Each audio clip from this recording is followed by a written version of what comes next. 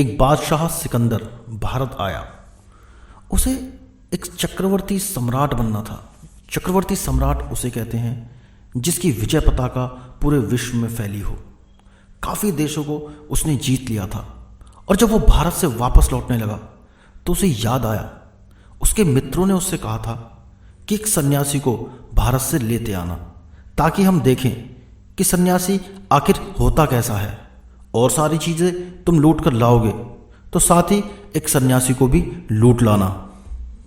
और सिकंदर जब सारा लूट का सामान लेकर लौटने लगा और सैकड़ों मील तक उसका काफिला था, जो भी बहुमूल्य उसे भारत में दिखाई पड़ा उसने वो सब लाद लिया और अपने देश यूनान की तरफ वह जाने लगा।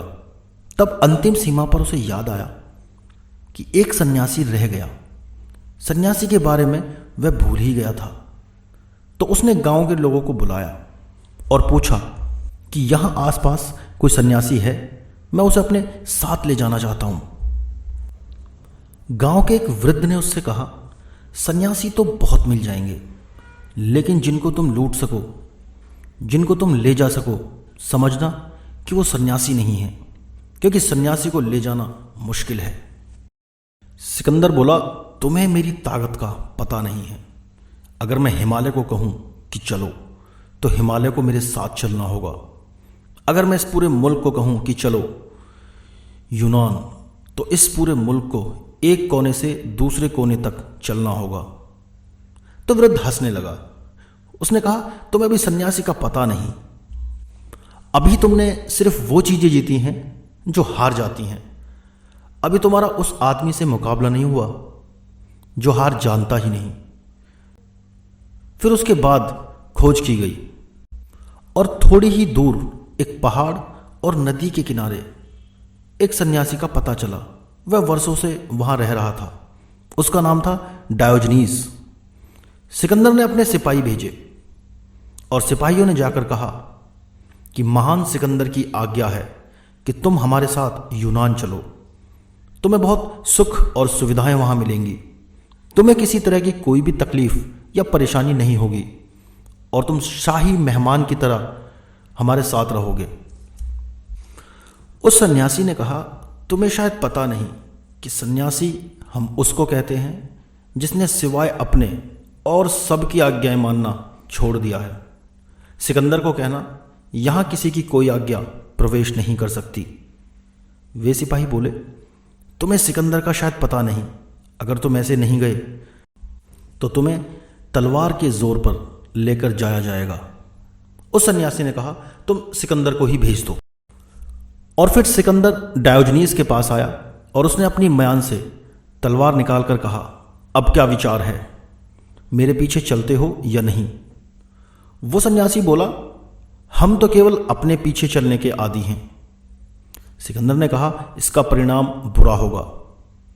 सन्यासी ने कहा, जिसको तुम चोट पहुंचा सकते हो उसका हम त्याग कर चुके हैं। सिकंदर ने कहा, इसका परिणाम मृत्यु होगा, गर्दन धड़ से अलग हो जाएगी। उस सन्यासी ने कहा, जो मर जाता है उसे हमने समझ लिया कि वो हमारा होना नहीं है, और जिसे तलवार काट सके और जिसे आग जला सके वो हमारी सत्ता नहीं। हम उससे पीछे हट गए हैं और तुम्हारी मर्जी हो तो काटो। तुम भी देखोगे सिर को गिरते हुए और हम भी देखेंगे, क्योंकि जो हमारा प्राण है, जो हमारी आत्मा है, वो इसके पीछे है और इसकी साक्षी हो सकती है। सिकंदर की म्यान उठी और उसकी तलवार म्यान के भीतर चली गई। उसने अपने सैनिकों से कहा, वापस लौट चलो, सन्यासी को ले जाना कठिन है। उस सन्यासी ने चलते वक्त कहा, सन्यासी को मार डालना तो आसान है, सन्यासी को जीतना संभव नहीं है। और सिकंदर जब वापस पहुंचा तो उसके मित्रों ने पूछा, सन्यासी को लाए हैं? वो बोला, सारा संसार ला सकता हूं, लेकिन सन्यासी को लाने की बात मत करो। क्योंकि सिकंदर को एक जगह एक साधारण फकीर के पास जाकर पता चला कि उसकी सारी शक्ति 2 कौड़ी की है।